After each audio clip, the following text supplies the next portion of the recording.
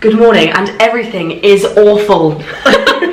These are spinny chairs, so I know. I'm stuck on your chair. Hello guys, welcome back to another video. I'm joined with a very special guest today. This is Meg. If you've watched my videos, I feel like I literally put you in the last of all my videos. I was like, yeah, and like I did like a little photo. I was like, this is Meg, she's coming to Australia. Well, she's here, and you've been here for a week. Just over a week? It's so exciting. But we're coming at you with today. We're coming at you today with a little Camp America Q&A, and I find that you guys quite enjoy when I do these with other people. Yeah. I think I can get quite boring just talking on my own. I think it's more fun when you've just got someone else to chat with, and it's nice to hear someone else's experience. Because I had the oldest kids. Yeah, like just different aspects of camp life. We've got a few videos that we want to film. We're going to film a mukbang with Sally, because everyone loved that mukbang. I know, I love a mukbang as well. So fun. Okay, so I'm going to stop rambling, but yeah, today's going to be a camp Q&A. I've got a few questions on my phone, which were questions that you all asked on my Instagram story the other day. So we're just going to chat through them. Very chill, chatty video, but yeah, thanks for watching, and I hope you enjoy. Let's go. Right, this one's a very interesting one. This is a question that I don't think I've actually spoke about much. It's about colour war. How does it work? What your favourite part is? Oh. And again, it's nice. We'll have different experiences of colour war because of what we did within colour war. And you've been through it so many times. Yeah. It was like my first. What was your experience of doing it the first time? Colour war is at our camp specifically, where the whole camp is divided in half into two teams. We had blue and white, but it could be anything, different colours, different team names. And you basically compete in like a series of challenges against each other to win points. And then at the end, at the end of like 5 days, it is for us. I'm sure at other camps it's probably like 3 days or whatever, but ours is 5 days. It's huge. And at the end of the 5 days, one of the teams comes out basically on top with the most points. The winner. I don't really know, that's the basic explanation. Yeah, it's just like this huge tournament that goes on, like you say, for 5 days, and we can do the randomest activities. Oh yeah, wait, okay, let's go through some of the things. We got rope burn. Rope burn is insane. Best thing ever. Rope burn is literally when is there 5 counsellors from each team? Yeah. And they literally have to build a fire up high enough that burns this rope, and it's huge, isn't it? The rope is up so high. Yeah, that's obviously only counsellors because the kids can't be building fires and stuff. But they also do like water jug races where you have to like pass a full jug of water along and fill up a bucket as quick as you can, but like they take this seriously. Oh yeah, I was a part of colour war this year. So what are they called? Colour war officers. Yeah. So there's like generals, colonels, and lieutenants, and it was so much fun. And like I've never been so I'm competitive anyway, but with that I was like, mad competitive. Things like frozen t-shirt. You want your team to win. It's like so bad. It's insane. Oh, you do a whole dance. You say you do a whole dance competition with the oldest kids and then the youngest kids, and you win points for that. I think my favourite part of colour war is all of colour war, but like even colour war breakout is a big thing. Like they had us down in front of the lake in this big like setup, which was like looked like a festival. It was like this huge stage. And they had someone come on stage, sing a song, and then she just screamed colour war, and like they throw tons of sheets of paper up in the air, and you just grab one, you find out what team you're on. It's insane. Like, when you're trying to explain it, I've never experienced anything like it. No. I think I had just got back from my kids' trip as well, and it was the day after I got back, and it was so, I was like, whoa, it's insane. It's a lot, but it's so fun. It is a lot of fun, and it's right. Then you have maybe 4 or 5 days after colour war, maybe before camp ends.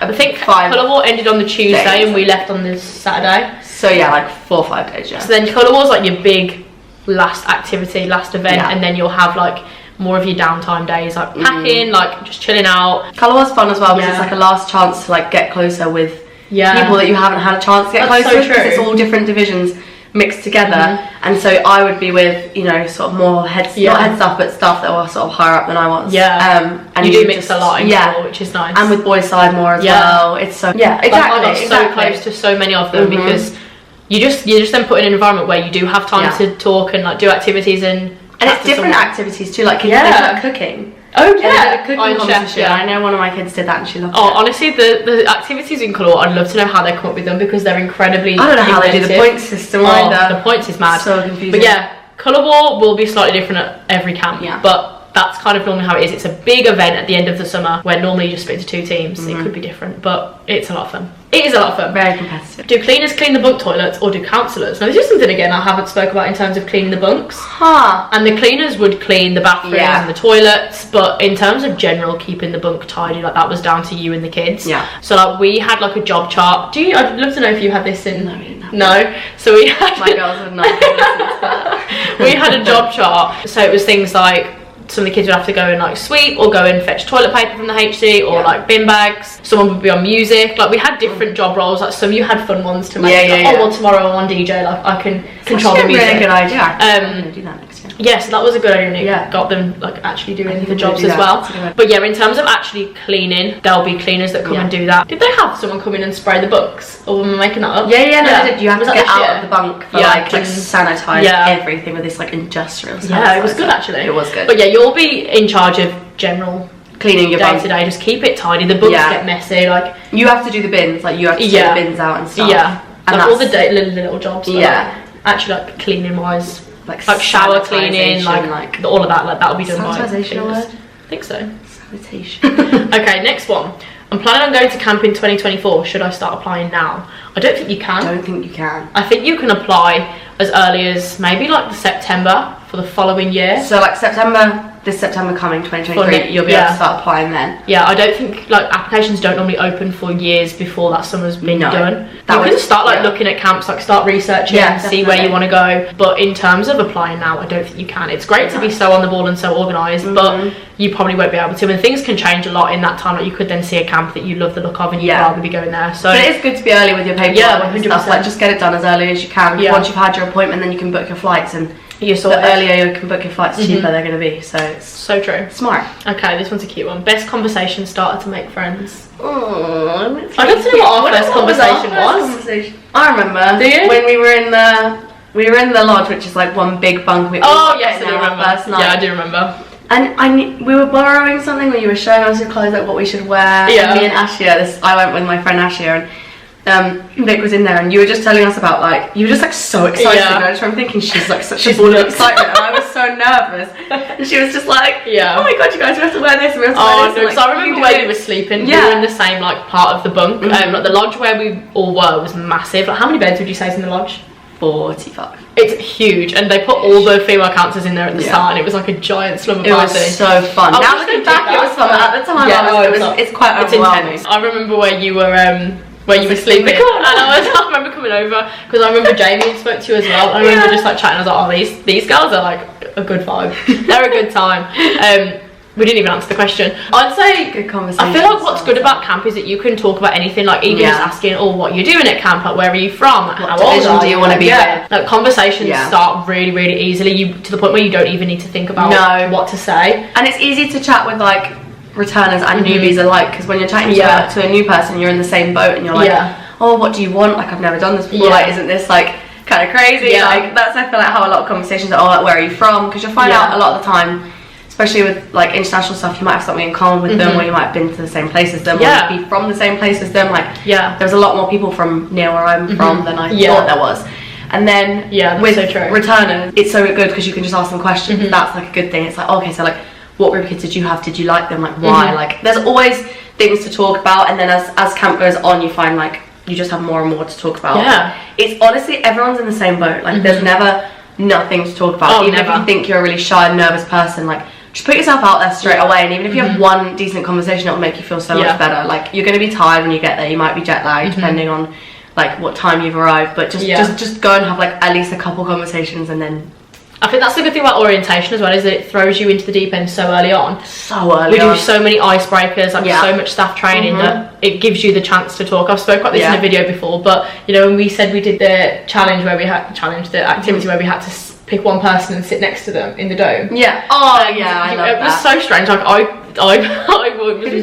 got Paddy. We were literally, you had to sit close enough to each other that you were either like something was touching, so either your knees or like your elbows, your hands, like you had to be that close. It was really like, it was so strange and uncomfortable, like in a funny way. Most people were paired up with someone that they'd never even spoke to. Like I'd never even, I think I briefly said hello to Connor, but I'd never spoke to him. No, I'd never seen Paddy before in my life. I was like, we got so deep, like we had to like look into each other's eyes like really deeply, and you couldn't respond. Like you had to just sit and listen to them talk. Like, do you remember? 3 minutes, wasn't it? And I find that really hard because I'm like, I'm such a child. Yeah, like I respond when someone's talking to me, like, but you had to be dead silent, just stare into their soul, and it was so fun. Like me and Connor got so close. You just laugh, same. Me and Paddy so. And I found out so much about him. So they do so many activities that you don't even need to think about. Or how do I have a conversation? Like how do I start up something?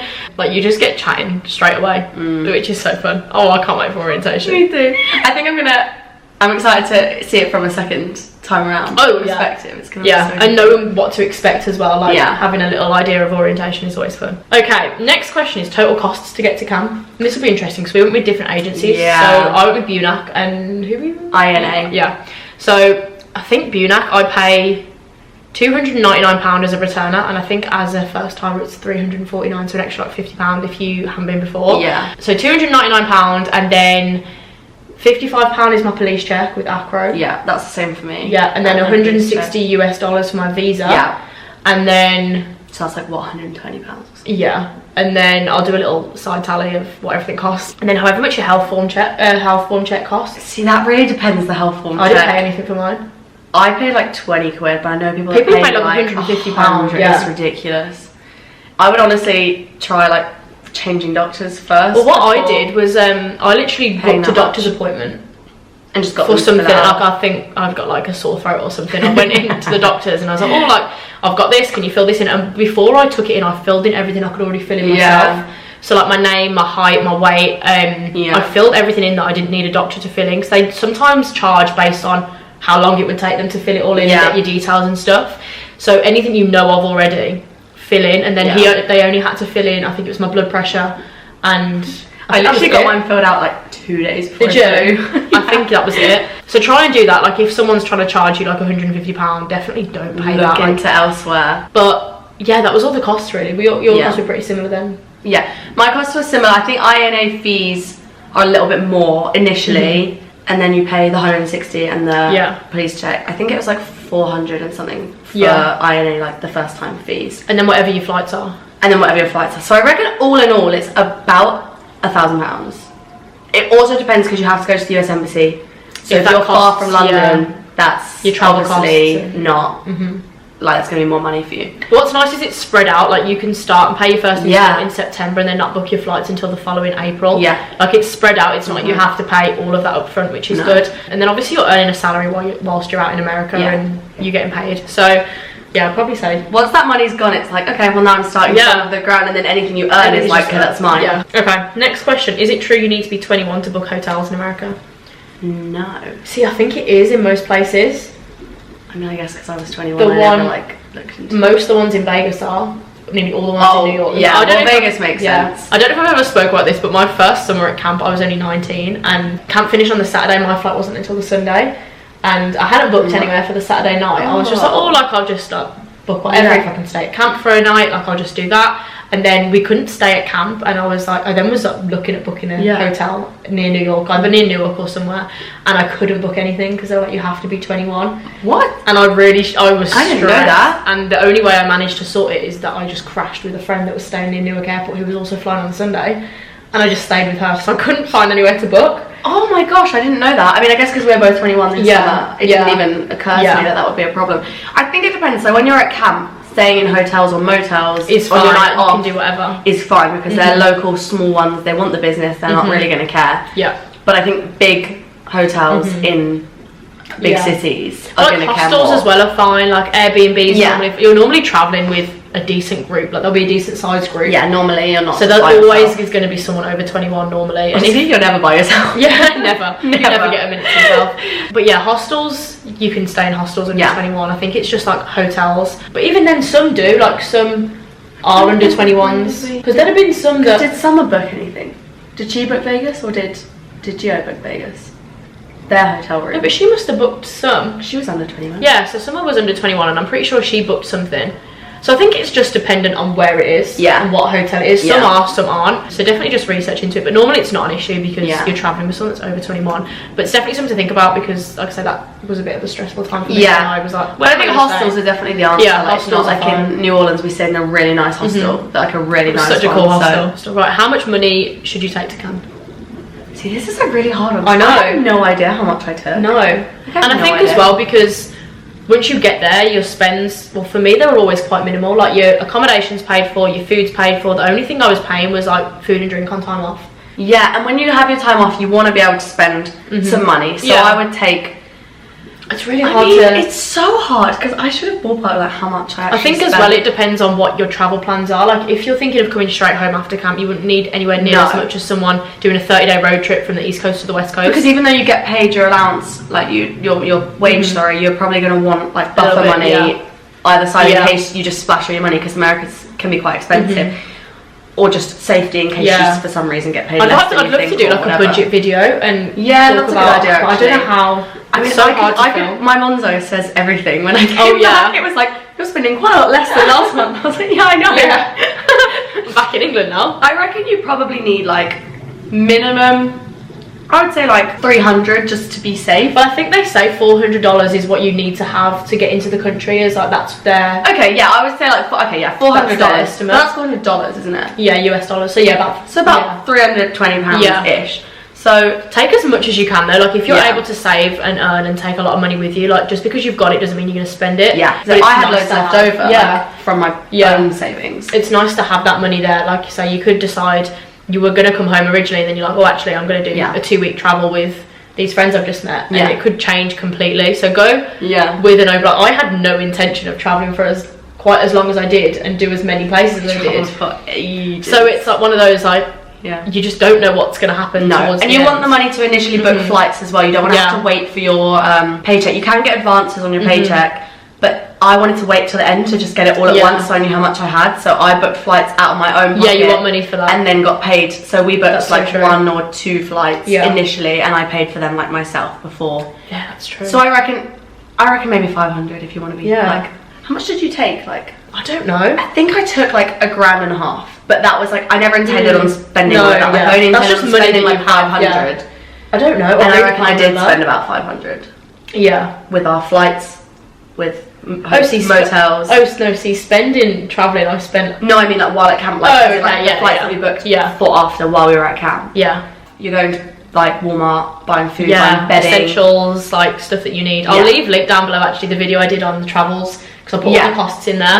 It just gives you an idea of how much things cost. Like I think we went quite expensive when we travelled. Like you can definitely do it a lot cheaper than what we did. We could have done food shops. Yeah, stayed in more hostels. We ate out all the time. Yeah, we did. Did like theme park days. Like, oh god. Has anyone been to Carl's Juniors? Because don't go. We were in LA and the lads that we were with literally were eating there 3 times a day. It was awful. It was good, but although I discovered Minute Maid lemonade, and now I can never go back. I'm obsessed. It was better than like McDonald's, but it was the excessive amount of how much they're eating there. I can picture that one so clearly. It's like a core memory. Yeah. But yeah, you can definitely do it a lot cheaper. Yeah. The travelling. And you can budget. Like I think a budget video would be a good idea. They're just quite hard because you don't know what your plans are after. Like it's hard to budget for. I would ballpark just like 500 pounds, I would say, to take you to be safe. That's a good idea. I would ballpark that. And like I say, you'll know what you're earning from your contract anyway, so make sure you check all of that. Like, with certain agencies, you might not realise there's certain fees and stuff, so make sure you check what is in your contract so you know that's what you're getting at the end of the summer and that's kind of the money you've got to work with, and then go from there.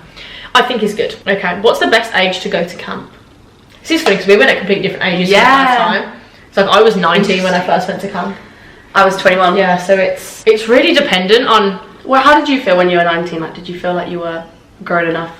I felt young going, like I was one of the youngest, and most staff, like the youngest staff was like 18 and 19, so I did feel young, but it was definitely like then the best thing I could have done for me. Like 5 years ago I was really shy, like I could barely, like I hated being put out of my comfort zone. Do you know that now? It's mad, isn't it though? But then I went to camp and I was like, oh, this place is like, it changed me for the better. Yeah. Oh yeah, oh it does, 100%. And like I think that was good for me to go at 19, but it's all just so dependent on where you're at in your own life. I mean, I was meant to go at 19. Yeah, true. And then I couldn't go because of COVID.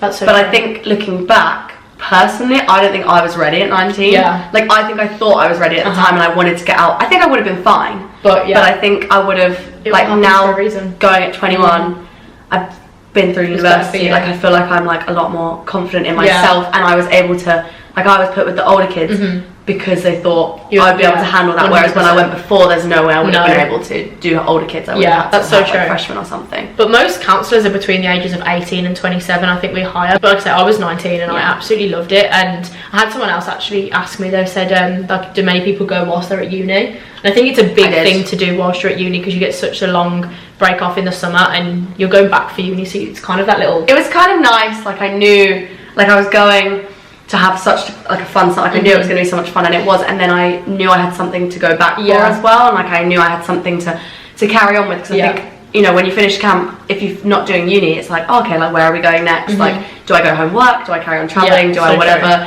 And so I kind of knew that I had a plan, and for me, I quite liked that. Yeah. Although it does give you the travel bug. Oh, and as soon as I got back, I was like, oh, I want to go again. So now I'm here. Yeah. But yeah, I think there's no right or wrong age to go. Like, like I say, 18 to 27 is the age that most people Two of our friends were 26. Yeah. And they had the best time ever, and it doesn't limit you, like being friends with younger people. Like I felt like the same age as people like Zayn. You can be best friends with you can be 18 and be best friends with a 26-year-old, and it doesn't matter at all. Age doesn't matter between counsellors, like in friendships. I think it's just all dependent on where you are in your life and what you're doing and what stage you're at, but 100%. There's no right or wrong time. No.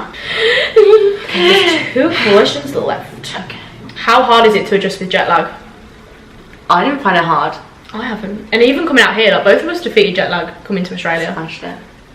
I think what I found, especially travelling like even longer, like I feel like America's not too bad because it's a 5-hour time difference. I think it depends where you're coming from. Yeah, 100%. I think as well, like whilst you're travelling, like if it's night time in the country that you're coming into whilst you're on the plane or wherever, if you can sleep, try and sleep. It's when you do the opposite. Like, I'm trying to think when my flight was. My flight was really early in the morning. Was it? Oh, so yeah, my flight was really early in the morning. It was like 6:30 in the morning. Right. So I flew like, what is it, 7-8 hours to New York, which then would have been like, you know, mid-afternoon. Yeah. But because of the time difference, it was back again. So I arrived at like 10 in the morning. Yeah. And I was like, you lose. this is the longest day ever. Like, it just felt like the longest day, but you have to just force yourself to stay awake. Yeah. Just do as much as you can. I actually went out. That's the in New York. And it's just stay up as long as you can, even if you feel horrible, because then once you lay in the next day, even if you wake up at like 7 or 8 because of the jet lag, at least you've had a decent amount of sleep, and then the next night you can get back into it. I think it is hard if you're going straight to camp. Yeah. I know some people struggled more with that. I was quite lucky. I stayed in New York for 2 nights first. But I think it's good on the flip side as well when you are at camp, because you've got to get up for certain things at certain times. True, actually, yeah. So it works both ways. Yeah. So it's not that bad. Yeah. Especially coming from the UK, it's only 5 hours. Just try and adjust pre-arriving. Yeah. The last question we're going to talk about is, can you use phones? Every camp's different. Like, it's so hard to talk on this because the phone policies will be so different everywhere, but I've experienced like 3 different phone policies at camp. Like every year I've gone has been different. Then this last summer was the perfect balance for me. Like you're allowed your phones to take photos, play music, but don't be on them around the kids. Like, don't be walking around camp when you go into activities being on your phone. Like, you're working, you're doing a job, like, you know when you can and can't be on them. But as soon as you've got time off, like, you can be on your phone. Like, if it's in the staff room, if you go to the gym, or if obviously you're going out somewhere, like, take your phone, like, you're off, like, 100%. Take it. But just be mindful that when you are working, like, you're supposed to be doing a job and looking after the kids. Don't just be during rest hour, like, be sat in bed, like, on your phone while the kids are trying to do something with you. No, but it's just try and be as like present as you can as well, because when you look back, the only thing that you'll regret is like, oh, I kind of wish I just like put my phone down that one time and like actually just chatted with them when like my kids were around, or when, you know, I had the choice to be with them, I should have. But honestly, my kids were a bit older, and so they walked around. They had iPods, and they walked around with their iPods and took pictures and stuff all the time. So it's like you do have to be mindful that sometimes the kids are doing that, so there's like that temptation to just be like, oh well I can do that. But it's you just try and avoid being on your phone as much as possible if your camp allows it. But if not, then like I didn't ever take my phone out the bunk with me unless I was using it for music, like ever. Like, you just don't need to. We get so much time off as well at Tyler Hill that you don't feel like you need to spend the day on your phone, because you know, well, I've got a night off later, I'll speak to home then, or like I'll get up early in the morning, like go for a run, go to the gym, like call home. Like, I didn't even have a SIM card, so I couldn't even, unless I had Wi-Fi, which was like a couple minutes down the road, I couldn't even use my phone. But being present is the best way to describe it. 100%. Be in the moment, because you will regret it. Like camp flies, like you don't want to look back and be like, why did I go on my phone all day? So quick. It goes so quick. So just don't go on your phone as much, even if you have the choice. This has made me so excited for camp. I know. Don't! Harry put on my TikTok live 167 days till camp. Well, it's less time than when we started camp. Yeah, so we're like halfway through the waiting. Over halfway. It's mad.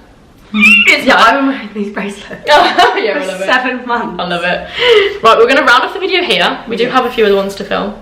probably later on or tomorrow. Yeah, thank you for watching, guys. I hope you've enjoyed, and we'll see you in the next video.